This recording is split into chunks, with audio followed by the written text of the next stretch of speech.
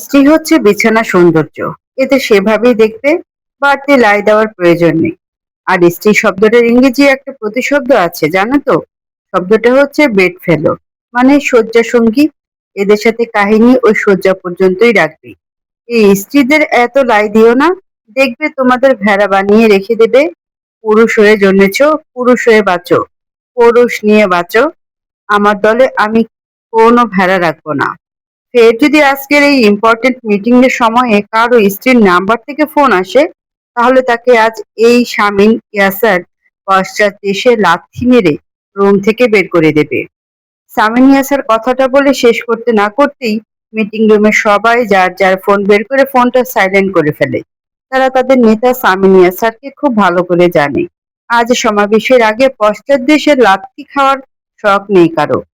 শামীম চেয়ারের হাতলে তার বা হাতটা রেখে দুটো টোকা মেরে বলে, চোখ কান খোলা রাখবে সবাই। পুলিশ যতই থাকুক না কেন, নিজেদের সাবধানতা অবলম্বন করতে হবে। আমি নির্বাচনের আগে আমার কোনো ছেলে হারাতে চাই না। জি ভাই, সবাই একসাথে বলে ওঠে। সামিনিয়া স্যার হাতঘড়ির দিকে একবার তাকিয়ে চেয়ারে পিঠ টিকিয়ে হেলান দিয়ে থাকে। তার দু চোখ বন্ধ। ভাই, আতোয়ারের বাচ্চার খবর শুনছেন? মনে হয় না বাঁচবে। জানি না কাজটা কে করেছে, তবে সুবিধা হয়েছে আমাদের, একটা বড় কাটা পথ থেকে সরে গেছে। বেশি ফাল পারতেছিল হারামজাদা। জামিলের কথায় সামিনিয়া স্যার চোখ খুলে তার দিকে চায়। গম্ভীর কণ্ঠে বলে ওঠে, ভদ্রভাবে কথা বলো জামিল। আতাউরের বাচ্চা আবার কি ধরনের কথা? মুরব্বী মানুষ, সম্মানের সাথে ডাকবে। ওনার নাম আতাউর আলম। জামিল থতমত খেয়ে যায়। ইয়াসের ভাইয়ের মন বোঝা বড় দায়। প্রতিদিন যে লোক এই আতাউর আলমকে ধুলো ধুনো করতে ছাড়ে না, সে আজ মুরব্বি জ্ঞানের পাঠ পড়াচ্ছে, কি অদ্ভুত। সামিন ইয়াসের কয়েক মুহূর্ত চুপ করে থেকে বলে, আমার তরফ থেকে একটা ফ্লাওয়ার বুকে নিয়ে গিয়ে হসপিটালে দিয়ে আসিস কেউ। বাড়ির লোকদের গিয়ে বলে আসবি সামিন ইয়াসার পাঠিয়েছে। সে খুবই দুঃখ প্রকাশ করেছে। দলের দুজন তরুণ প্রতিনিধি মাথা নাড়ায়। সামিন ইয়াসার উঠে খেলতে দুলতে রুম থেকে বেরিয়ে যায়। দলের সবাই তাদের নেতাকে অনুসরণ করে কালো পিঁপড়া দলের মতো লাইন ধরে দলীয় মিটিং রুম থেকে বের হয়। জনসমুদ্রের উত্তাল ঢেউ উপচে পড়ছে আজ এই এলাকায়। সরকার দলীয় পার্টির সাবেক সংসদ সদস্য ইমতিয়াজ মির্জার বড় ছেলে সামিন ইয়াসার, যে কিনা খোদ নিজেও ছাত্রনেতা, সে আজ সমাবেশে ডাক দিয়েছে। মানুষটাকে দেখার জন্য উত্তপ্ত মরুভূমির মতো বিশাল মাঠটাতে ঠেলাঠেলি করে দাঁড়িয়ে আছে স্কুল পড়ুয়া ছাত্র থেকে শুরু করে বৃদ্ধদের দল। সবাই অপেক্ষা করছে কখন নেতা তার ভাষণ শুরু করবে। সবার অপেক্ষার পালা শেষ হয়। সিংহের মতো হেলে দুলে মঞ্চে উঠে জনতার দিকে ফিরে হাত নাড়িয়ে মাইকের সামনে গিয়ে দাঁড়ায়। বয়সের চেয়ে গম্ভীর এবং রাশভারী কণ্ঠে জনতাকে উদ্দেশ্য করে বলে ওঠে, আসসালামু আলাইকুম আমার প্রাণপ্রিয় ভাইরা। জনসমুদ্রে মৃদু গুঞ্জন শোনা যায়, সবাই সালামের উত্তর দিচ্ছে।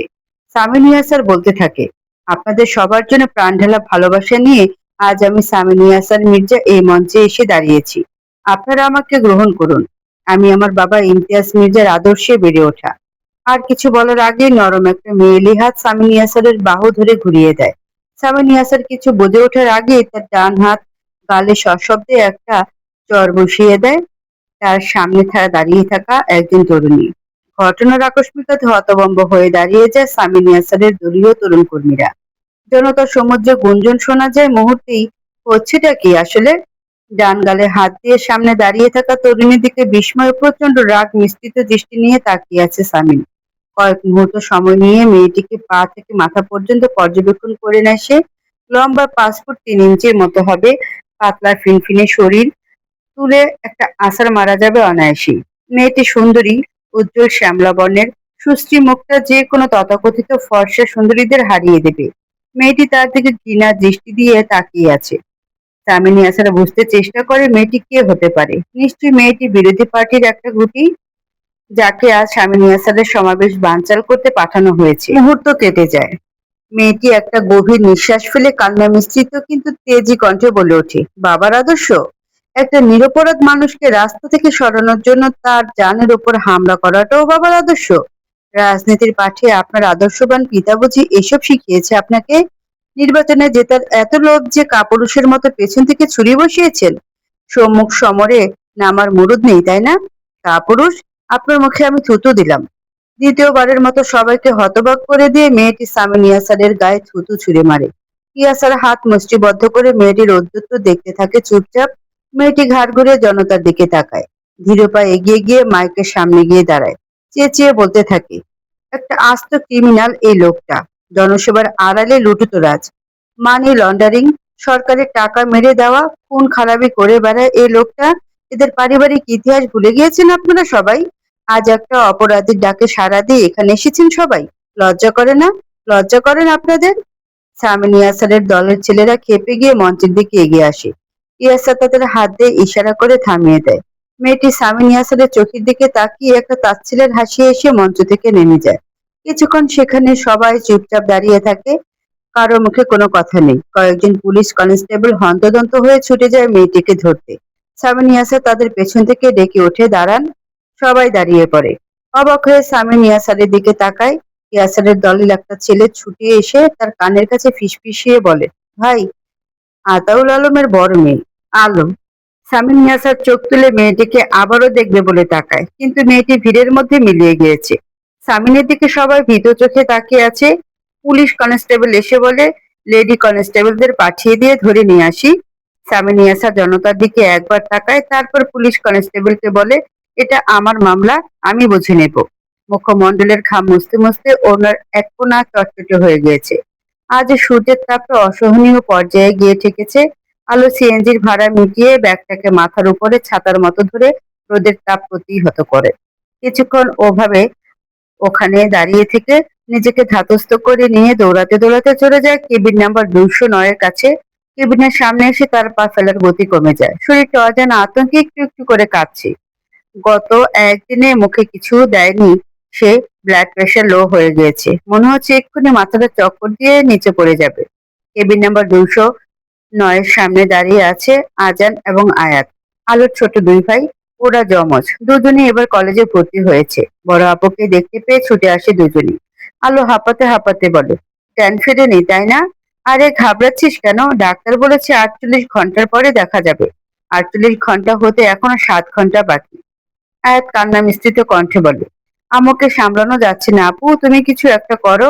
আলো একটা গভীর নিঃশ্বাস ফেলে, তারপর বলে, তোরা দুজনে এখানে, তাহলে আম্মুকে দেখবে কে? আজান, তুই বাড়িতে যা, আয়াত আমার সাথে থাকো। তুমি কোথায় গিয়েছিলে আপু? কোনো থানা পুলিশের ঝামেলা গিয়েছো নাকি? আমার খুব ভয় করছে। আজানের কথায় আলো মুখটাকে হাসি হাসি করার বৃথা চেষ্টা করে বলে, অনেক গুরুত্বপূর্ণ একটা কাজ করে এসেছি, যেটা না করলে আমার বিক্ষিপ্ত মন শান্ত হতো না। আয়াত আর আজান দুজনেই তাদের বড় আপুর কথা কিছু বুঝতে পারছে না। আলো সেদিকে ভ্রুক্ষেপ না করে তার বাবা আতাউর আলমের কেবিনের দরজার সামনে গিয়ে দাঁড়ায়। দরজার কাছ দিয়ে চোখ রেখে নিজের বাবার অক্সিজেন মাস্ক লাগানো ক্ষত বিক্ষত শরীরটার দিকে তাকিয়ে বিড়বিড় করে বলে ওঠে, আমি ওই লোকটাকে উচিত শিক্ষা দিয়ে ছাড়বো আব্বু। হ্যাঁ, আমি ওই মেয়েটার সম্পূর্ণ খবরাখবর চাই। কোন কলেজে পড়ে, কোথায় কোথায় যায়, মানে ওকে নজরে নজরে রাখবে। কেন বলছি? কারণ আমার দরকার তাই। এখন ফোনটা রাখো এবং যা করতে বলেছি করো। সামিন ইয়াসার ফোন কেটে দিয়ে বিছানার ওপর ছুঁড়ে মারে ফোনটা।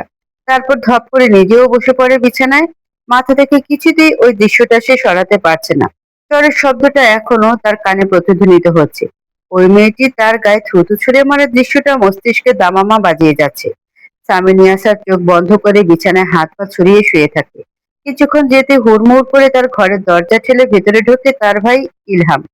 সামিন ইয়াসার মাথা তুলে তাকায়। সে কিছু বলার আগে ইলহাম বলে ওঠে, টিভি অন করো ভাইয়া, কুইক। সামিন উঠে টিভি অন করে। ইলহাম বলে, চ্যানেল নাম্বার 13। ছাত্রনেতা সামিন ইয়াসারকে জনসম্মুখে চর মেরেছে তরুণী। কে এই তরুণী? সংবাদ উপস্থাপিকার মুখে বাক্যটি শুনে সামিন ইয়াসার হাত মুষ্টিবদ্ধ করে ফেলে। তার চর খাওয়ার ভিডিওটি খবরে বারবার দেখানো হচ্ছে। সামিন রিমোট টিপে চ্যানেল পাল্টায়। সেখানে সে একই খবর। সামিন ইয়াসার ক্ষুদ্র দুটি চোখ নিয়ে সেদিকে তাকিয়ে আছে। ভাইয়া, প্রায় প্রত্যেকটা খবরের চ্যানেলে ভিডিও ক্লিপটা ছড়িয়ে গেছে। পাশ থেকে আমতা আমতা করে ইলহাম বলে, কে করেছে ভিডিওটা? তেজি কণ্ঠে জিজ্ঞেস করে সামিন ইয়াসার। জানার চেষ্টা করছি ভাইয়া। ছাত্রনেতার গালে তরুণীর চোর। এই তরুণীর সাথে কি কোনো অসভ্যতা করেছিল ছাত্রনেতা সামিন ইয়াসার? সামিন আর শুনতে পারে না, হাতের রিমোটটা ছুঁড়ে মারে টিভির দিকে। ইলহাম ভয়ার্ত দৃষ্টিতে বড় ভাইকে দেখে। সিংহ এক্ষুনি গর্জন শুরু করবে। একে সামলানো তার একার পক্ষে দায় হয়ে যাবে। সে তার বাবা ইমতিয়াজ মির্জাকে ডাকতে উদ্যত হবে, তখনই ইমতিয়াজ মির্জা দরজার পর্দা সরিয়ে হন হন করে ঘরে ঢোকে সামিন ইয়াসারের। সামিন ইয়াসার তার বাবার দিকে তাকিয়ে আছে। ইমতিয়াজ মির্জা ধীরে ধীরে বলে, শান্ত হও, মানহানির মামলা করব, শান্ত হও। এতে হয়ে যাবে বাবা? ঠান্ডা গলায় বাবাকে প্রশ্ন করে সামিন। ইমতিয়াজ মির্জা তার ছেলের দিকে তাকিয়ে আছে। সামিন কণ্ঠে অস্বাভাবিক শান্ত ভাব বজায় রেখে বলে, এতে ওই ভিডিও ক্লিপটা মুছে যাবে। আমি ওটা সব জায়গা থেকে সরানোর ব্যবস্থা করছি। আর মানুষের মস্তিষ্ক থেকে? সেখান থেকে কিভাবে সরাবে বাবা? পারবে না তো। সামিন ইয়াসা জনসম্মুখে একটা মেয়ের হাতে চড় খেয়েছে, মেয়েটা তার গায়ে থুতু মেরেছে, এটা তো তাদের মস্তিষ্কে গেঁথে গিয়েছে বাবা। ওরা আজীবন মজা ওড়াবে এটা নিয়ে, আজীবন। ইমতিয়াজ মির্জা চুপ করে থাকে। বলে, আমি মানহানির মামলা দেব না। ঠান্ডা গলায় বলে ইয়াসার। বাধা দিচ্ছিস কেন? একটা বিহিত তো করতেই হবে। তোমাকে কিচ্ছু করতে হবে না, যা করার আমিই করব। ওই মেয়েটাকে এর দাম দিতে হবে। আমি ওই মেয়েটার খুব খারাপ অবস্থা করে ছাড়বো বাবা। ও আজীবন মনে রাখবে এই সামিন ইয়াসার। হাসপাতালের করিডোরে একটা লম্বা ধরনের বেঞ্চিতে পা উঠিয়ে বসে আছে আলো। কিছুক্ষণ পরে হাঁটুতে মাথা ঠেকিয়ে দেয় সে। কিচ্ছু ভালো লাগছে না তার। ইচ্ছে করছে বাচ্চাদের মতো গলা ছেড়ে হাত পা ছুঁড়ে কাঁদতে, কিন্তু এটা করা যাবে না। মা, দাদি, আয়াত, আজান তাকে দেখে কিছুটা ভরসা পাচ্ছে। এখন যদি সেও ভেঙে পড়ে তবে তো সব ভেসে যাবে। দুটো ঘনিষ্ঠ আত্মীয় স্বজনও নেই যে তাদের ভরসায় সবাইকে ছেড়ে দিয়ে সে শোক পালন করবে। এই আপু। আয়াতের গলার আওয়াজ পেয়ে আলো মাথা তুলে তাকায়। আয়াতের দিকে তাকাতেই বুকটা হু হু করে ওঠে তার। কত প্রাণোচ্ছল ছেলে দুটোর মুখ শুকিয়ে কি হয়েছে? সহ্য করা যাচ্ছে না এসব। আপু, একটু ডালপুরি এনেছিলাম কিনে, মুখে দেবে একটু? আলোর চোখ দুটো ভিজে উঠেছে। সব সময় বইয়ের মধ্যে মুখ গুজে থাকা ছেলেটা আজ খেয়াল রেখেছে বোন কিছু খায়নি। বোনকে খাওয়াতে হবে। আলো একবার মাথা নাড়িয়ে না বলতে চেয়েও পারে না। ডালপুরির ঘ্রাণে তার পেটের খিদে মাথা চারা দিয়ে উঠেছে। সে হাত বাড়িয়ে প্যাকেটটা নিয়ে গ্রাসে গিলতে থাকে খাবারটা। আর চোখে চশমা খুলে চশমাটা পরিষ্কার করতে করতে বলে, সত্যি করে বলো তো, কোথায় গিয়েছিলে? থানায়? না। ওখানে যাব কোন দুঃখে? সব তো ইয়াসারের পা চাটা চামচা। তাহলে? তোর জেনে কাজ নেই, শোন না, আমায় একটু ওয়াশরুমের কাছে নিয়ে যা।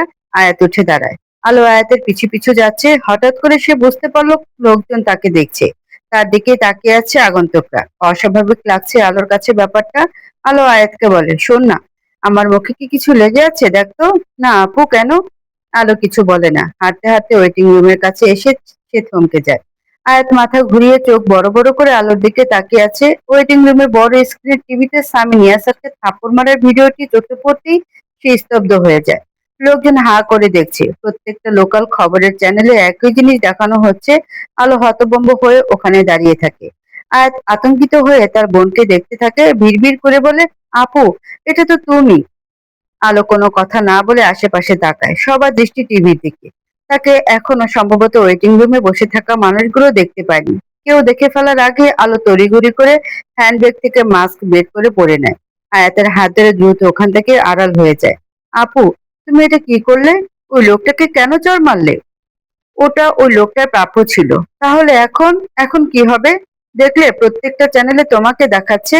এই উটকো ঝামেলার মোকাবেলা কিভাবে করবে? যা হয় হোক, আমার আব্বুর গায়ে হাত দিয়েছে, ওই লোকটাকে এর দাম দিতে হতোই। যে এই ভিডিওটি করেছে তাকে ধন্যবাদ দিতে হবে। ওই লোকটার মান সম্মান সব ধুলোয় মিশে যাক। বেশ হয়েছে, পশু একটা। কিন্তু আপু, ও যদি তোমার কোনো ক্ষতি করে দেয়? নির্বাচনের আগে কিছু করতে পারবে না ও। ওর হাত পা বেঁধে রেখেছে ওর ক্ষমতার প্রতি লোভ। আমার কিছু হলে সবাই ভাবে ও করিয়েছে। আমার মনে হয় না ও এই রিস্ক নিতে চাইবে। তোরা চিন্তা করিস না, কিছু হবে না আমার। পুরো নাম আজিতা আলো। অনার্স চতুর্থ বর্ষের ছাত্রী। ইংরেজি বিভাগ। স্থানীয় মহিলা কলেজে পড়ে। পড়াশোনার পাশাপাশি টিউশনিও করে বেড়ায়। খুবই আত্মমর্যাদা সম্পন্ন একটা মেয়ে। সবার মুখে যেরকমটা শুনেছি তাতে মেয়েটিকে বেশ ভালোই মনে হয়েছে। ভালো? ভালো না খারাপ তা দিয়ে আমার লাভ? আমি শুধু ওই মেয়েটাকে শিক্ষা দিতে চাই। চেঁচিয়ে কথাটি বলে সামিন ইয়াসার। তার সামনে বসে আছে তার খুবই ঘনিষ্ঠ বন্ধু ফুয়াদ। সামিন বলতে থাকে, মেয়ে মানুষের এত অদ্যত আমি নিতেই পারি না। ওই মেয়ের সাহস কি করে হয় ওর অহেতুক সন্দেহের বশে সামিন ইয়াসিনের মুখোমুখি হওয়ার? আমি ওর বাপকে মেরেছি? একেবারে বাবার ফটোকপি আলো। প্রচন্ড দুঃসাহসী। তবে ওর যমজ দুটো ভাই আবার তেমন নয়, খুবই ভীতু প্রকৃতির। সদ্য এসএসসি পাশ করে কলেজে ভর্তি হয়েছে। দুজনেই সায়েন্সের স্টুডেন্ট। সৃষ্টি কোচিং সেন্টারে যায় নিয়মিত। চশমা পরে, সবসময় কাচুমাচু মুখ করে থাকে। একেবারে মায়ের দুধের খোকা টাইপ। দুজনেই আলোর কলিজা। ওর ভাই দুটোর উপরও নজর রাখবি। ফুহাদ বলে, একটু মাথা ঠান্ডা কর। আঙ্কেলের কথা মতো মানহানির মামলা দিয়ে দে। নিজে কেন জড়াতে চাইছিস ব্যাপারটায়? একটা ব্লান্ডার হয়ে গেলে পার্টি তোকে নমিনেশন দেবে। ওসব পরে দেখবো। এখন আমি শুধু আর শুধু ওই মেয়েটার ভোগান্তি দেখতে চাই। এই 32 বছরের জীবনে আমার নিজের মা কখনো আমার গায়ে হাত তোলেনি, আর ওই মেয়েটা সবার সামনে দাঁড়িয়ে আর কিছু বলে না ইয়াসার। রাগ, ক্ষোভ, প্রতিহিংসার মিশ্র অনুভূতি নিয়ে ফুঁসছে সে। ফুয়াদের ফোনে একটা ফোন আসে। সে ফোনটা রিসিভ করে হু হা আওয়াজ করে উত্তর দিয়ে ফোন রেখে দেয়। ইয়াসারের দিকে তাকিয়ে বলে, আতার আলমের জ্ঞান ফিরেছে গতকাল রাতে। স্ত্রী কন্যা এখন হসপিটালে আছে। তার যমজ ছেলে দুটো কোথাও বেরিয়েছে। দুটোকে আমার কাছে ধরে নিয়ে আয় এখন। ওদের দিয়ে কি করবি? বাচ্চা ছেলে, খুবই শান্ত এবং মেধাবী দুটি ছেলে। ইয়াসার চোখ গরম করে ফুয়াদের দিকে তাকায়। ফুয়াদ ঘাবড়ে গিয়ে বলে, লোক পাঠাচ্ছি। ফুয়াদ উঠে চলে যায়। ফুয়াদ চলে যেতেই ইলহাম ঘরে ঢোকে। সামিন ইয়াসারের মাথা না তুলে বলে, ফুল এনেছিস? হ্যাঁ, আনিয়ে রেখেছি, কিন্তু কেন? এখন ফুল দিয়ে কি করবে? সাংবাদিক আতাউর আলমের জ্ঞান ফিরেছে। কাউকে দিয়ে আমার নাম করে পাঠিয়ে দে। রাজনীতির মাঠে শত্রু হলেও আমরা তো উভয়ই দেশের সেবায় নিয়োজিত। একটু সহমর্মিতা প্রকাশ করা উচিত। ইলহাম সামিনের কথা শুনে তার দিকে তাকিয়ে থাকে। সামিন ইয়াসার মৃদু হেসে বলে, ছোট ফোন করেছিল। কি বলল? বারবার বলেছে কোনো ঝামেলা না করতে এটা নিয়ে। ও বরাবর ভীতু। ছেলেটার কিচ্ছু হবে না ভাইয়া। বাবা শুধু শুধু ওকে অপছন্দ করে না। বাবার 3 ছেলের মধ্যে বাবার কাছেও সবচেয়ে বেশি অযোগ্য। সাইমন শুকনো হাসি হাসে। বাবা পছন্দ না করলেও সাইমনের কাছে তার ছোট্ট ভাইটা তার কলিজা। ভাইয়ের জন্য জান দিতেও সর্বদা প্রস্তুত থাকে সে। অথচ এই ভাইটাই বুঝতে চায় না অভিমানে তাদের থেকে কতটা দূরে সরে গিয়েছে। লিভিং রুমে কান্নাকাটির আওয়াজ কানে যেতে ইলহাম এবং সামিন ইয়াসার উঠে দাঁড়ায়। কাছে ইলহামের 5 বছর বয়সী ছেলে ইহান। তার পাশে লাঠি হাতে দাঁড়িয়ে আছে ইলহামের স্ত্রী ঋতু। তাকে আটকানোর চেষ্টা করছে ঈশিতা, সামিন ইয়াসারের একমাত্র ছোট বোন। ঋতুকে আটকানো যাচ্ছে না। সে ভীষণ ক্ষেপে গিয়েছে ইহানের উপর। হচ্ছেটা কি এখানে? গর্জে ওঠে ইলহাম। ঋতু স্বামীর গলার আওয়াজ পেয়ে কিছুটা কেঁপে ওঠে। ইলহাম লিভিং রুমের দিকে এগিয়ে যায়। তার পেছনে পেছনে যায় সামিন ইয়াসার। বড় বাবাকে দেখে ইহান দৌড়ে এসে তার কোলে উঠে যায়। সামিন ইয়াসারকে সে বড় বাবা বলে ডাকে। সামিন ইহানের চোখের পানি মুছিয়ে দিয়ে ঋতুর দিকে চায়। কপাল কুঁচকে বলে, ওকে মারছো কেন ঋতু? স্বামী আর ভাসুর দুজনকে দেখে ঋতুর আত্মারাম খাঁচা ছাড়া অবস্থা। একটা ঢোক গিলে বলে, ওর দাদার মানিব্যাগ থেকে টাকা বের করে সব টাকা ছিঁড়ে ফেলেছে। সবগুলো 1,000 টাকার নোট ছিল ভাইয়া। ইলহাম ঋতুর দিকে তেড়ে যায়। তো তোর বাপের টাকা ছিঁড়েছে ফকিন্নির বাচ্চা। ঋতু ঈশিতার পেছনে লুকায়। ঈশিতা ঋতুকে আগলে নিয়ে ইলহামকে বলে, এখন তুমি সিনক্রেট করো না ভাইয়া প্লিজ। সামনে নিয়ে আসা ঠান্ডা গলায় বলে, টাকা ছিঁড়েছে বলে ওকে মারবে তুমি? কত টাকা ছিঁড়েছে? 5,000? 10,000? ভবিষ্যতে আমার ভাইপোর গায়ে হাত তুললে তোমাকে শাস্তি পেতে হবে ঋতু। এখন যাও এখান থেকে। আমি ইহানকে নিয়ে বাগানে যাচ্ছি। তারপর ইহানের দিকে তাকিয়ে বলে, চলো চাচ্চু, ফুটবল খেলবো আমরা। সামনে নিয়ে আসার ইহানকে নিয়ে চলে যায়। ঋতু মাথা নিচু করে দাঁড়িয়ে আছে। দু চোখ বেয়ে দুফোঁটা তরল গড়িয়ে পড়ছে তার। ইলহাম গলার আওয়াজ নিচু করে বলে, অনেকদিন গায়ে মার পড়েনি তাই না? তাই এতবার বেড়েছিস? তোকে আজ বোঝাবো। গটগট করতে করতে চলে যায় ইলহাম।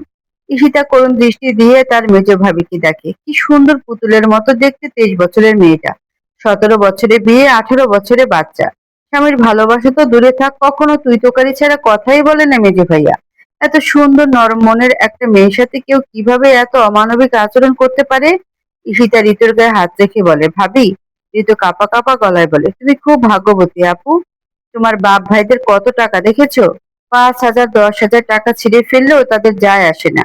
তুমি অনেক ভাগ্যবতী। তাদের টাকার অভাব নেই, তাই টাকার কষ্টে মোটা টাকার মোহরানার বিনিময়ে তোমাকে তোমার বাপ ভাইয়েরা কোনো জানোয়ারের কাছে অন্তত বিয়ে দেবে না। আমার মতো অবস্থা হবে না তোমার। তুমি খুব ভাগ্যবতী আপু। রেহানা আক্তার মেয়ের 2 বাহু ঝাঁকিয়ে চেঁচিয়ে বলে ওঠে, বল, কেন করলে এমনটা বল। আলো চুপ করে আছে। রেহেনা কান্না মিশ্রিত কণ্ঠে বলে, তোর বাবার এই অবস্থা, মাথার উপর শক্ত কোনো হাত নেই। কেন জড়াতে গেলি এই ঝামেলায় বল আমায়। এর পরিণাম কতটা ভয়ঙ্কর হতে পারে তুই জানিস? তোকে ওরা কি কি করতে পারে জানিস? এত কিছু জানার দরকার নেই আমার। চর মেরেছি বেশ করেছি। ওকে জুতা দিয়ে মারা উচিত ছিল। রেহেনা মেয়ের কথা শুনে বলে, তোর বাবার মাত্র জ্ঞান ফিরেছে। সে সুস্থ হয়ে যদি জানতে পারে তার মেয়ে এত বড় একটা কাণ্ড ঘটিয়েছে, কি হবে বুঝতে পারছিস? বাবা মাকে বাহাবা দেবে। রেহানা আহত চোখে মেয়ের দিকে তাকিয়ে আছে। আলো গিয়ে একটা চেয়ারে বসে পড়ে। আতাউর আলমের জ্ঞান ফিরেছে। যেটুকু স্বস্তি পাওয়ার কথা আলো তা পাচ্ছে না। সবাইকে না বুঝতে দিলেও ভেতরে ভেতরে সে খানিকটা ভয় পাচ্ছে। তবে তার নিজের জন্য না, আয়াত এবং আজানের জন্য। খুবই ভীত স্বভাবের ছেলে দুটো, ওরা বাইরের লোকজনকে ফেস করবে কিভাবে? কিছুক্ষণ এসব কথা ভাবতে গিয়ে টের পায় তার ভীষণ ঘুম পাচ্ছে। এই দুদিনে মোটেও ১-২ ঘন্টার জন্য চোখের পাতা বন্ধ করেছিল সে। ক্লান্তিতে তার পুরো শরীর ছেয়ে গিয়েছে। ফোনে রিংটোন বেজে উঠলে স্ক্রিনের দিকে তাকাতেই তার ক্লান্তি চলে যায়। ফোনটা রিসিভ করে কানে ধরতে ওপাশ থেকে কেউ একজন বলে ওঠে, "আজিতা আলো, শুনছি, বলো, কেন করলে অমন? একটু ঠান্ডা মাথায় থাকা যেত না?" "বেশ করেছি, আরো করব, জানোয়ারের বংশধর একটা।" ওপাশের ব্যক্তি কিছুক্ষণ চুপ থেকে বলে, "তুমি তো নিশ্চিত না কাজটা যে স্বামী নিয়াসের লোকই করেছে? কেন সন্দেহের বশে হয়তো ঝামেলা জড়ালে? যতটুকু তাদের সম্পর্কে জানি তাতে মনে হয় না তারা কাজটা করবে।" আলো একটা গভীর নিঃশ্বাস ফেলে বলে, "কি বলো তো ইসমাম, তোমাকে সবসময় দেখেছি তুমি ওই মির্জাবাড়ির লোকজন আর ওদের পার্টিকে সাপোর্ট করে কথা বলো। একটা কথা বলো তো, তুমি কি ওই দলের ছেলে নাকি ওদের পার্টির সমর্থক?" ইসমাম ফোনের ওপাশে বসে একটা মৃদু হাসি দিয়ে বলে, "কি যে বলো নাজিতা, আমি বিদেশি থেকে দেশীয় পলিটিক্স করব?" আলো কিছু বলে না। ইসমাম বলে, "আচ্ছা ঠিক আছে, সামি নিয়াসার এবং তার ১৪ গোষ্ঠী খারাপ, খুব খারাপ, খুশি? আমার তোমার জন্য চিন্তা হচ্ছে আজিতা।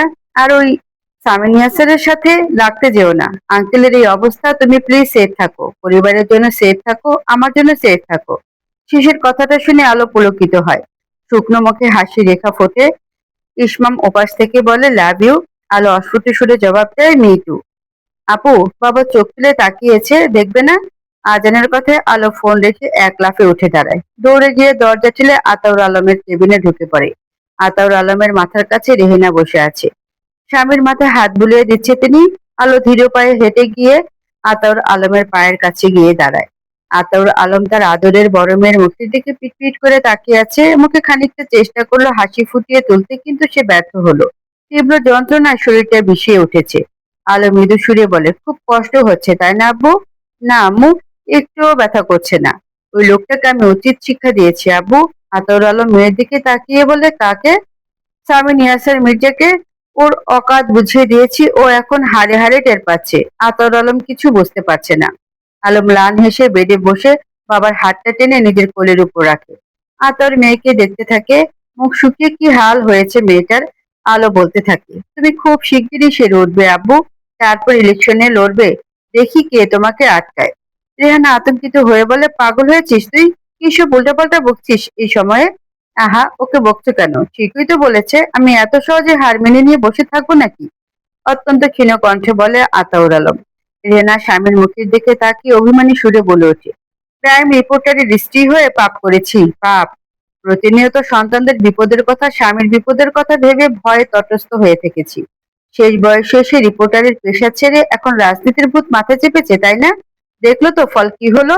একটুর জন্য তোমার স্ত্রী বিধবা, তোমার মা সন্তানহারা, আর তোমার ৩ ছেলে মেয়ে এতিম হয়নি। আর যদি কখনো এসবে জড়িয়েছো তাহলে আমি কিন্তু এই সংসার ছেড়ে চলে..." "ম্যাম, পেশেন্টের সাথে কেউ দেখা করতে এসেছে।" নার্সের কথায় আলো মাথা ঘুরিয়ে কৌতূহলী দৃষ্টিতে তাকায়। "কে দেখা করতে আসবে এখন?" রেহানা বলে, "কে এসেছে?" "আমরা।" অচেনা পুরুষালী গলার আওয়াজ পেয়ে রেহেনা মাথায় ঘোমটা তুলে দেয়। আলো উঠে দাঁড়িয়ে যায়। পর্দা সরিয়ে ভেতরে ঢুকে দুজন ছেলে। আলো হতভম্ব হয়ে চোখ কপালে তুলে ঘন ঘন নিঃশ্বাস ফেলতে থাকে। এই দুজনের একজনকে সে চেনে। জামিল নাম লোকটার, স্বামী নিয়াসের ডান হাত। লোকটার হাতে একটা ফুলের তোড়া। আলো রেগে মেগে বলে, "আপনারা?" জামিল ফুলের তোড়াটা আতর আলমের বেডের উপর রেখে বলে, "ইয়াসার ভাই পাঠিয়েছে। আপনার বাবা জলদি জলদি সুস্থ হয়ে যাক, এই কামনা করে সে।" আলো একটা তাচ্ছিলের হাসি হেসে ফুলের তোড়াটা ঠেলে মেঝেতে ফেলে দিয়ে পা দিয়ে কুঁচকে দেয়। তারপর গম্ভীর কণ্ঠে বলে, "বেরিয়ে যান। আর আপনার ইয়াসার ভাইকে বলে দিবেন এসব নাটক আমাদের সাথে না করে জনগণের সামনে গিয়ে করতে, ২-১টা ভোট পেলেও পেতে পারে।" জামের শীতল চোখে একবার আলো আর একবার মেঝেতে পড়ে থাকা ফুলের তোড়াটার দিকে তাকায়। তারপর কেবিন থেকে বেরিয়ে যায়। আলো মাথা ঘুরিয়ে বাবাকে দেখে, তারপর নিচু গলায় বলে, "তেলাপোকা কতগুলো?" আতর আলো মেয়ের দিকে তাকিয়ে বলে, "আমার বাঘের বাচ্চা।" আলো বাবার মাথার কাছে বসে পড়ে। বাবার মাথায় হাত বুলিয়ে মৃদু হেসে বলে, "হুম, আর তুমি বাঘ? তা তোমার মিনি বিড়াল ভাই দুটো কোথায় গিয়েছে?" "ওদের কোচিং এ পাঠিয়ে দিয়েছি আপু, বেশ কয়েকদিন ধরে যায়নি।" "ভালো করেছিস।" বাপ বেটিতে কিছুক্ষণ চুপ করে থাকে। আলোর ফোনে রিংটোন বেজে উঠতেই আলো সেদিকে তাকায়। আজানের ফোন। আলো রিসিভ করে কানে ধরতে ওপাশ থেকে কান্না মিশ্রিত কণ্ঠে আজান বলে ওঠে, আপু, এই নেংটি ইঁদুর দুটিকে কোথা থেকে ধরে আনলি রে জামিল? এদের কি করবি? উস। ঠোঁটে আঙ্গুল চেপে আরাফকে চুপ করিয়ে দিয়ে জামিল ফিসফিসিয়ে বলে, কথা বলিস না, ভাইয়ের মাথা খুবই গরম আছে, কানের নিচে খাবি। আরাফ গলার আওয়াজ জামিলের থেকেও নিচু করে বলে, কিন্তু এরা কারা? এই ছেলে দুটোকে আটকে রেখেছিস কেন? সময় আসুক বুঝতে পারবি। জামিল ফুয়াদের ডাক শুনে দৌড়ে সেখানে চলে যায় সে। ফুয়াদ সামিন ইয়াসারের পাশে বসে আছে। ইয়াসারের মুখে কোনো ভাবান্তর নেই, চুপচাপ বসে আছে সে। জামিল গিয়ে ফুয়াদকে বলে, জি ভাই বলেন, হাসপাতালে ফুল নিয়ে গিয়েছিলে? জি। কি হয়েছে সেখানে? মেয়েটা ফুলের তোড়া পায়ের নিচে ফেলে কুঁচতে দিয়েছে আর বলেছে সামিন ইয়াসারকে যেন বলে দিই এসব নাটক জনগণের সাথে করতে। ফুয়াদ কথাটি শুনে সাথে সাথে সামিন ইয়াসারের দিকে তাকায়। সামিন বলে, দেখলি, বলেছিলাম না, আগাগোড়া তেজে ভরা, ওর তেজ আজকে ভাঙবো, আসুক একবার। রাহাত নামের একটি ছেলে পাশ থেকে বলে ওঠে, হ ভাই, মেয়েটা ভীষণ জাজ্জেল, একটা কাহিনী বলি শোনেন। ওর কলেজের পাশে মঞ্জুর চায়ের দোকান আছে না, একদিন সেখানে আনোয়ারের গ্যাং কলেজ ছুটির সময় বসে আড্ডা দিচ্ছিল। তো আলো ওর বান্ধবীদের সাথে দোকানের পাশ দিয়ে যাবার সময় আনোয়ারের দলের একটা ছেলে ব্যাড কমেন্ট করে। আলো এসে সরাসরি সেই ছেলের মুখোমুখি দাঁড়ায়, চোখে চোখ রেখে বলে, নাম কি? ছেলেটা হাসতে হাসতে বলে, নাম দিয়ে তোমার কাম কি? প্রেম করতে চাও কি? আলো ঠান্ডা গলায় বলে, আমি এখন একটা ইট এনে তোর বিচি থেতলে দেবো। হসপিটালে অ্যাডমিট করার সময় তোর নাম জিজ্ঞেস করলে তখন কি নাম বলবো? রাহাত কথাটি বলে শেষ করতে পারে না। ফুয়াদ, জামিল এবং অন্যরা উচ্চ শব্দে হেসে ফেলে। সামিন ইয়াসার কটমট দৃষ্টি দিয়ে ফুয়াদের দিকে তাকাতেই ফুয়াদ অনেক কষ্টে হাসি বন্ধ করে। বাকিরাও নিশ্চুপ হয়ে যায়। সামিন ইয়াসার বিড়বিড় করে বলে, আসুক আজ। জামিল বলে, ভাই, পোলা দুটো অনেক কাছে, ধমকাধমকি করিস না, যা করার ওর বোনের সাথে করব। গম্ভীর কণ্ঠে বলে সামিন ইয়াসার তারপর বলে, এখানে নিয়ে আয় দুটোকে। দু তিনজন গিয়ে আজান আর আয়াতকে নিয়ে আসে। দুজনেই ভয়ে কাঁপছে। তাদের এনে সামিন ইয়াসেরের সামনে রাখা হয়। আয়াত কাঁপা কাঁপা গলায় বলে, ভাইয়া, ওনাদের বলুন না আমার চশমাটা দিয়ে দিতে, চশমা ছাড়া আমার ভীষণ অসুবিধা হয়। সামিন ইয়াসের গম্ভীর কণ্ঠে বলে, তোমাদের আপু আসুক, সব দিয়ে দেওয়া হবে তোমাদের। কয়েক মুহূর্ত কাটে। আয়াতের মুখের দিকে তাকিয়ে কিছুটা মায়া হয় সামিনের। জামিলকে বলে, ও চশমা দে। জামিল চশমা এনে দেয়। রিক্সা থেকে নেমে আলো চারপাশে তাকিয়ে আন্ডার কনস্ট্রাকশন বিল্ডিংটা খুঁজে বের করে। বিল্ডিংটা আজান আয়াতের কোচিং এর ঠিক পাশেই। দ্রুত পায়ে হেঁটে সে গেটের ভিতরে প্রবেশ করে। নিজের দিকে তাকিয়ে গায়ের ওড়নাটা ঠিকঠাক আছে কিনা দেখে নেয়। ফোনে সব বন্ধুদের মেসেজ দিয়ে রেখেছে সে, বিপদের আভাস পেলে একটা ফোন করবে। অসম্পূর্ণ হয়ে পড়ে থাকা গ্রাউন্ড ফ্লোরে উঠে সে দাঁড়িয়ে পড়ে। মৃদু সুরে বলে, আয়াত, আজান। আয়াত আজান আলোর কণ্ঠ শুনতে পেয়ে যেন দেহে প্রাণ ফিরে পায়। মাথা ঘুরিয়ে আলোর কাছে এক প্রকার দৌড়ে যায়। আলো দু হাতে দুই ভাইকে আগলে নেয়। উৎকণ্ঠা নিয়ে বলে, কি হয়েছে? কি হয়েছে তোদের? আপু, ওই লোকগুলো আমাদের এখানে আটকে রেখেছে। সামিন ইয়াসিরের দিকে আঙ্গুল তুলে বলে আজান। আলো চোখ কপালে তুলে ফেলে। আজান আয়াতকে সরিয়ে দিয়ে বলে, আটকে রেখেছে মানে? দ্রুত পায়ে হেঁটে আলো সামিন ইয়াসিরের মুখোমুখি দাঁড়ায়। চোখে চোখ রেখে বাজ খায় গলায় বলে, এসব কোন ধরনের অসভ্যতামি? আমার ভাই দুটোকে আটকে রেখেছেন কেন? সামিন ইয়াসার আলো চোখের দিকে তাকিয়ে থাকে। কোনো এক অজানা কারণে সে চোখ ফেরাতে পারছে না। না পারছে আলো নামের এই বিচ্ছু মেয়েটিকে কিছু বলতে। পাশ থেকে জামিল বলে ওঠে, ভাইয়ের সাথে চোখ নামিয়ে কথা বলুন, বেয়াদবি ভাইয়ের পছন্দ না। আলো একটা তাচ্ছিলের হাসি হেসে বলে, যার গালে দুদিন আগে চড় মেরেছি এখন তার সাথে চোখ নামিয়ে কথা বলতে হবে? সামিন ইয়াসার রাগে অন্ধ হয়ে হাত মুষ্টিবদ্ধ করে ফেলে। ইচ্ছে করছে এই 5 ফুটের মেয়েটার চোয়াল চেপে ধরতে। অনেক কষ্টে সে ইচ্ছেটাকে দমন করেছে। আলো জামিলের দিকে তাকিয়ে বলে, আমার ছোট ভাই দুটোকে হেনস্থা করা হচ্ছে, তাই না? আমি এক্ষুনি পুলিশ ডাকছি। পুলিশ তো আমরাই ডাকতে পারি ম্যাডাম আজিতা আলো, কিন্তু সেটা চাই না বলেই তোমাকে এখানে ডেকেছি। ফুয়াদ বলে কথাটা। আলো ফুয়াদের দিকে তাকিয়ে বলে, মানে? মানে তোমার এই গুণধর দুই ভাইয়ের ব্যাগে ইয়াবা পাওয়া গিয়েছে। আলোর মনে হলো তার সামনে পৃথিবীটা নড়ে উঠেছে, কাঁপছে সবকিছু। সে কাঁপা কাঁপা গলায় বলে, মানে? পাশ থেকে আজান বলে ওঠে, আপু, মিথ্যা কথা, একেবারেই মিথ্যা কথা। ওগুলো দুটো লোক জোর করে ব্যাগে ভরে দিয়েছে, আমার বিশ্বাস করো তুমি। আলো একটা দম নিয়ে নেয়। বুদ্ধিমতী আলোর বুঝতে একটুও বাকি নেই ব্যাপারটা আসলে কি। সে সামিন ইয়াসারের চোখের দিকে তাকিয়ে বলে, বুঝলাম। তা আপনার লোকেরা কিভাবে জানলো আমার ভাইদের ব্যাগে ইয়াবা আছে? জামিল বলে, নিজেদের চোখে দেখেছি, কারোর সাথে আদান প্রদান করছিল। দেখে তো মনে হচ্ছিল না কেউ জোর করছিল। তারপর গিয়ে ধরলাম। আলো সামিনের দিকেই তাকিয়ে আছে। সামিন এখনো চুপচাপ। আলো আটকে আটকে বলে, আমার উপরে প্রতিশোধ নিতে আমার নিষ্পাপ ভাই দুটোকে ব্যবহার করলেন? আপনি কতটা জঘন্য একটা লোক। সামিন হঠাৎ করে ঠোঁট বাঁকিয়ে হাসে। আলো একটা গভীর নিঃশ্বাস নিয়ে বলে, আমার ভাই দুটোকে ছেড়ে দিন। অনুরোধ করছি আপনার কাছে, এত সহজে না। হাতে নাতে ধরেছি, পুলিশে দেব, আপনি থানায় গিয়ে ছাড়িয়ে আনুন। জামিনের কথায় আলো কিছুটা ঘাবড়ে যায়। আজান আয়াতের দিকে তাকিয়ে দেখে ছেলে দুটোর চোখ ছলছল করছে। আলো কাঁপা কাঁপা গলায় বলে, তোরা একটু ওদিকে গিয়ে দাঁড়া। আজান আয়াত, আমি কথা বলছি। দুজনের বাধ্য ছেলের মতো দূরে গিয়ে বসে থাকে। আলো সরাসরি সামিনী আসলে চোখের দিকে তাকিয়ে বলে, ক্ষমা চাইছি, আমার ভুল হয়েছে। আমার ভাই দুটোকে ছেড়ে দিন। জামিল বলে, এত শুকনো কথা তো চিড়ে ভিজবে না আপা। আপনার কারণে ভাইয়ের কতখানি সম্মান নষ্ট হয়েছে জানেন? তো আমাকে আর কি করতে হবে? মাফ তো চাইলাম। ইস, আস্তে কথা বলেন আপা। গলায় তো আস্তে একটা মাইক নিয়ে ঘোরেন। একজন ছেলে বলে ওঠে ইয়াসারের পেছন থেকে। জামিল বলে, তেমন কিছু না, শুধু ভাইয়ের পা ধরে ক্ষমা চাইতে হবে আপনাকে। আলো কথাটি শুনে হতভম্ব হয়ে সামিন ইয়াসারের দিকে তাকায়। ইয়াসার তার দিকে উপহাস এবং ক্ষোভের মিশ্র দৃষ্টি দিয়ে তাকিয়ে আছে। আলো তেজি কণ্ঠে চেঁচিয়ে বলে, অসম্ভব। সম্ভব আপা। আলো জামিনের দিকে চোখ রাঙিয়ে তাকিয়ে বলে, আমি এখান থেকে এই মুহূর্তে আমার ভাইদের নিয়ে যাচ্ছি, দেখি আমাকে কি আটকায়। কথাটি বলে ঘুরে দাঁড়ায় আলো। জামিল বলে, তার আগে এটা দেখে নিন। আলোর দিকে একটা ফোন এগিয়ে দিয়ে বলে জামিল। আলো কপাল কুঁচকে ফোনটা হাতে নেয়। ছবিতে আজান আর আয়াত ইয়াবা হাতে কাঁচো মাচো মুখ করে দাঁড়িয়ে আছে। দেখিয়ে বোঝা যাচ্ছে ওদের দিয়ে জোর করে এসব ছবি তোলা হয়েছে। আলো দ্রুত ছবিগুলো ডিলিট করে ফেলে। জামিল হেসে বলে, ছবিগুলো ভাইয়ের ফোনে আছে, ডিলিট করে লাভ নেই। আলো রেগে গিয়ে বলে, জানোয়ারের দল, তোরা দেশের সেবা করিস? অমানুষ, ছি। আজ ক্ষমতা আছে তাই করছিস, কাল তো থাকবে না, তখন? আপনি ভাইয়ের পা ধরে ক্ষমা চাইবেন না, তাই না? ঠিক আছে, ভাইদের নিয়ে যান। আমরা ওদের ব্যাগ আর এই ছবিগুলো নিয়ে থানায় যাচ্ছি। ডিবি পুলিশ গিয়ে বাড়ি থেকে তুলে আনবে, পরে গিয়ে মুচলেকা দিয়ে ছাড়িয়ে আনবেন। ভাইদের নামের পাশে আজীবনের জন্য ইয়াবা খোদ ট্যাগ লেগে থাকবে। আলো কিছুক্ষণ চুপ থেকে দাঁড়িয়ে থাকে। সামিনী আসার খুঁটিয়ে খুঁটিয়ে আলোকে দেখছে। চোখ মুখ শক্ত করে দাঁড়িয়ে আছে মেয়েটি। এই পরিস্থিতিতে একটা মেয়ে কাঁদবে না কেন?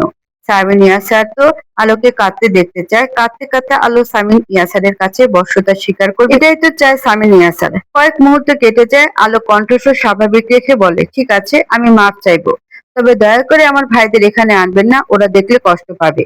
জামিল বলে, ঠিক আছে, মেয়ে মানুষ তাই অনুরোধটা রাখলাম, এখন মাপ চান। আলো সামিন ইয়াসারের চোখের দিকে একবার তাকিয়ে তার পায়ের কাছে মাথা নিচু করে বসে পড়ে। কাঁপা কাঁপা হাত দুটো বাড়িয়ে সামিন ইয়াসারের পা ছয়। ইয়াসার একদৃষ্টে তাকিয়ে আছে আলোর দিকে। আলো নামের দেমাগী মেয়েটা তার পাশ হয়েছে অথচ তাতেও তার স্বস্তি হচ্ছে না। এই মেয়েটা ভেতরে ভেতরে যে ভাঙেনি তা ইয়াসার বুঝতে পারছে। কি হলো, চুপ করে আছেন কেন? মাপ চান।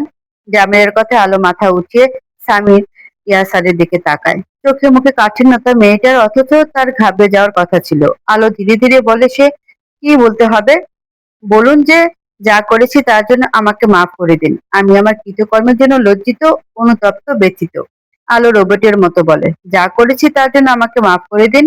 আমি আমার কৃতকর্মের জন্য লজ্জিত, অনুতপ্ত, ব্যথিত। জামিল বলতে থাকে, আপনি অন্তত ভালো মানুষ, আমি ক্ষমা প্রার্থী। আলো বলে, আপনি অন্তত ভালো মানুষ, আমি ক্ষমা প্রার্থী। সামিনিয়া স্যার জিন্দাবাদ। আলো একটা গভীর নিঃশ্বাস ফেলে বলে, সামিনিয়া স্যার জিন্দাবাদ। হুম, এখন উঠুন। আলো উঠে দাঁড়ায়। ফুয়াদ আলোর দিকে তাকিয়ে আছে। মেয়েটিকে দেখে তার এখন খানিকটা মায়া হচ্ছে। জামিল বলে, এই মাপ চাওয়ার দৃশ্যটা চাইলে ভিডিও করে নেট দুনিয়া ছেড়ে দিতে পারতাম। আমার ভাইয়ের ইমেজটা ঠিকঠাক হয়ে যেত, কিন্তু তা করলাম না মেয়ে মানুষ বলে। আপনার বাবার আপনাকে বিয়ে দিতে ঝামেলা হবে। আমাদের জননেতা সামিন ভাই আবার এই এলাকার অসহায় মেয়েদের বিয়ের দায়িত্ব নেয়। সেখানে তার জন্য একটা মেয়ের ভবিষ্যতে বিয়ে দিতে ঝামেলা হোক, তা সে চায় না। আলু ইয়াসারের চোখের দিকে তাকিয়ে আছে। সামিন ইয়াসার এতক্ষণে নীরবতা ভেঙে পাশে দাঁড়িয়ে থাকা রাহাতকে বলে, ওর ভাইদের ব্যাগ দুটো দিয়ে দে। রাহাত দৌড়ে গিয়ে দুটো ব্যাগ এবং আজান আয়াতকে নিয়ে আসে। সামিন ইয়াসার বলে, ছবিগুলো ওকে দিয়ে ডিলিট করা। জামিল সামিন ইয়াসারের ফোন আলোর হাতে দিয়ে বলে, নিন, ডিলিট করুন। আলো ছবিগুলো ডিলিট করে ফোন দিয়ে দেয়। তারপর আজান আয়াতের দিকে তাকিয়ে বলে, চল। ওরা তিনজন ঘুরে দাঁড়িয়ে দুই কদম ফেলতেই সামিন ইয়াসার বলে ওঠে, মেয়ে মানুষের স্বভাবে সবকিছুই থাকতে হয় তেজ ছাড়া। ওটা বাড়তি বিপজ্জনক খুব। আলো কয়েক সেকেন্ডের জন্য দাঁড়িয়ে পড়ে, কিন্তু সে ঘুরে তাকায় না। আয়াত আর আজানের হাত ধরে দ্রুত পায়ে সেখান থেকে বেরিয়ে যায়। ফুয়াদ সামিন ইয়াসারের দিকে চায়। হয়েছে, খুশি এবার? কি সব জেদ যে তোর মাথা চাপে বুঝি না। তোর মতো মাথা ভাঙ্গার সাথে বন্ধুত্ব করে আমার হয়েছে যত জ্বালা। কি রে, বল এখন, শান্তি পেয়েছিস? না। এক শব্দে সামিন ইয়াসার উত্তর দেয়, না মানে মেয়েটা তোর পা ধরলো তবুও শান্তি পাসনি? সামিন ইয়াসার ফোয়াদের দিকে তাকিয়ে বলে, ওর চোখ দেখেছিস তুই? বিন্দু মাত্র আতঙ্কিত হয়নি ওর চোখ দুটো। ও সামিন ইয়াসারকে ভয় পায়নি ফুয়াদ, পা ধরতে হবে বলে ধরেছে, ভয় পায়নি এই ইয়াসারকে। আমি তো ওর চোখে ভয় দেখতে চেয়েছি। ফুয়াদের মুখ হা হয়ে যায়, হতভম্ব ভাব নিয়ে বলে, তুই কি শুরু করলি একটু বলতো? কিছুই না। তারপর জামিলের দিকে তাকিয়ে বলে, ওকে নজরে নজরে রাখবি, ওকে আমার চাই। ও ক্ষমতার কথা বললো না তখন? ওকে একটু একটু করে আমার ক্ষমতা সম্পর্কে ধারণা দেবো আমি। জামিল মাথা নাড়ায়, তাকে কিছুটা বিচলিত লাগছে। রাজনীতি ছেড়ে ভাই এখন এসব করতে শুরু করলে মারা পড়তে আর টাইম লাগবে না। রাহাত ইয়াবার প্যাকেটটা নাড়িয়ে দেখছিল, হঠাৎ করে বলে ওঠে, ভাই এটা তো ইয়াবা না, এগুলো তো নকল। সামিন ইয়াসার শুকনো হাসি হাসে, পাশ থেকে সবুজ বলে ওঠে, ওই শালা নকলই তো থাকবে। সামিন ইয়াসার কি ইয়াবার ডিলার নাকি যে যখন তখন আসল ইয়াবা এনে দিবে? হাসির মৃদু গুঞ্জন শোনা যায় ওদের মাঝে। আজ ওই মেয়েটাকে বোকা বানিয়ে কার্য সিদ্ধ করেছে সবাই, খুবই মজা পেয়েছে ছোটখাটো এই অ্যাডভেঞ্চারটি করতে পেরে তারা। রিক্সায় তিনজন চাপাচাপি করে বসে আছে তারা। আলো পার্স ব্যাগ থেকে ফোন বের করে সময় দেখে, সন্ধে হয়ে গিয়েছে। ফোনটা ব্যাগের ভেতর ঢুকিয়ে আয়াতা রাজানের দিকে তাকিয়ে ঠান্ডা গলায় বলে, বাড়িতে গিয়ে হাত মুখ ধুয়ে কিছু খেয়ে নিয়ে ঠান্ডা মাথায় পড়তে বসবি দুজন। ভুলে যাবি গত 3 ঘন্টায় কি কি হয়েছে। আমি তোদের বাড়িতে দিয়ে এসে আব্বুর কাছে যাব, হাসপাতালে গিয়ে আম্মুকে পাঠিয়ে দেবো। আম্মু যেন কিছু টের না পায়, ঠিক আছে? আজানার আয়াত মাথা নাড়ায়। আলো বলে, অনেক বড় হয়ে গিয়েছিস দুজনে, এখন একটু সাহসী হ, সব সময় আমি আর আব্বু থাকবো না। আয়াত আজান কিছু বলে না। রিক্সা তাদের বাসার সামনে এসে থামে। আলো নেমে ভাড়া মিটিয়ে দিয়ে হন হন করে দরজার সামনে গিয়ে কলিং বেল চাপে। কাজের মেয়েটা এসে দরজা খুলে দিতে আলো দ্রুত ভিতরে ঢুকে নিজের ঘরের দিকে যায়। আতারও আলমের 75 বছর বয়সী বৃদ্ধা মা আলিয়া বেগম নিজের ঘর থেকে আলোর অস্তিত্ব টের পেয়ে রিনরিনে গলায় বলে, ও আলো, তুই আইছিস? তোর বাপ কখন আইবো? আরে ও আলো, কথা কস না কেন? আলো কোনো উত্তর না দিয়ে নিজের ঘরে ঢুকে ধপ করে দরজা লাগিয়ে দেয়। এক ঝটকায় হাতের পাশটা বিছানার উপরে ছুঁড়ে মেরে ওয়াশরুমে ঢুকে যায় সে। কল ছেড়ে চোখে মুখে পানির ঝাপটা দিয়ে সে তার 2 হাতের দিকে তাকায়। আজ এই হাত একটা জঘন্য লোকের পা ছুঁয়েছে। ঘেন্নায় আলোর গা গুলিয়ে আসে। সে সাবান লাগিয়ে হাত দুটো ডলতে থাকে। দীর্ঘ সময় কেটে যায়। ডলতে ডলতে আলো হাত দুটো লাল বানিয়ে ফেলেছে। বিছানার উপরে পার্স ব্যাগের ভেতরে আলোর ফোন বেজে যাচ্ছে, সেদিকে ভ্রুক্ষেপ নেই তার। সে হাত ধুতে ভীষণ ব্যস্ত। তার এখন ইচ্ছে করছে এক স্তর চামড়া ছিলে ফেলতে হাতের। আরো কিছু সময় পরে আলো হাত ধুয়ে ওয়াশরুম থেকে বের হয়। ফোনটা তখনও বাজছে। তোয়ালে দিয়ে হাত মুছে পার্স খুলে ফোনটা হাতে নেয় সে। ফোনের স্ক্রিনে তার ইসমামের নাম্বার দেখে অস্বস্তিতে পড়ে যায় আলো। এই মুহূর্তে ফোনটা ধরতে ইচ্ছে করে না আলোর, কিন্তু ইসমাম শত ব্যস্ততার মাঝেও একটু সময় বের করে দিনের ভেতর আলোর সাথে কথা বলার জন্য। আলো একটা গভীর নিঃশ্বাস ফেলে ফোনটা রিসিভ করে। ওপাশ থেকে ব্যাকুল কণ্ঠে ইসমা বলে ওঠে, কোথায় ছিলে? আলো নেচে সুরে বলে, ওয়াশরুমে। আমি গত 1 ঘন্টা ধরে ফোন দিয়ে যাচ্ছি, 1 ঘন্টা ওয়াশরুমে ছিলে? আলো চুপ করে আছে। ইসমাম বলে, ভেবেছি আঙ্কেল হয়তো অসুস্থ হয়ে পড়েছে। না, আব্বু ঠিক আছে। ইসমাম আদর মাখা কণ্ঠে বলে ওঠে, খুব স্ট্রেস যাচ্ছে তাই না? আলো বলে, এই আর কি। আচ্ছা, ওই ঝামেলাটার কি হলো? মির্জারা তোমাকে কিছু বলেছিল তারপর? আলোর হঠাৎ চোখ দুটো ভিজে ওঠে, গলার কাছে কান্না দলা পাকিয়ে আসছে। তার ইচ্ছে করছে ইসমামের সাথে যন্ত্রণাটা শেয়ার করতে, কিন্তু এটা করা যাবে না। ইসমাম শুধু শুধু চিন্তা করবে। ইসমাম বলে, তোমাকে খুব দেখতে ইচ্ছে করছে আলো, ভিডিও কল দেই? না, আমার খুব মাথা ব্যথা করছে, পরে। ইসমাম চুপ হয়ে যায়। কিছুক্ষণ দুপাশে দুজনেই চুপ করে থাকে। তারপর নীরবতা ভেঙে আলো বলে ওঠে, দেশে ফিরছো কবে তুমি? কবে দেখা হবে আমাদের? তোমার পরিবারকে সব জানাবে কবে? আমাকে কেন তোমার পরিবারের সাথে পরিচয় করিয়ে দাও না? আচ্ছা ইসমাম, একটা কথা বলো তো, তুমি আমার সাথে টাইম পাস করছো না তো? ইসমাম ধমকের সুরে বলে, আদ্রিতা, তাহলে তোমার পরিবারের সাথে পরিচয় করিয়ে দিতে বললে তুমি চুপ করে থাকো কেন? যেন কোনো আগ্রহ নেই তোমার? চেঁচিয়ে বলতে থাকে আলো। ইসমাম কয়েক মুহূর্ত চুপ করে থেকে একটা দীর্ঘশ্বাস ছেড়ে বলে, মাথা ঠান্ডা করো, দেব, সময় হলেই দেব।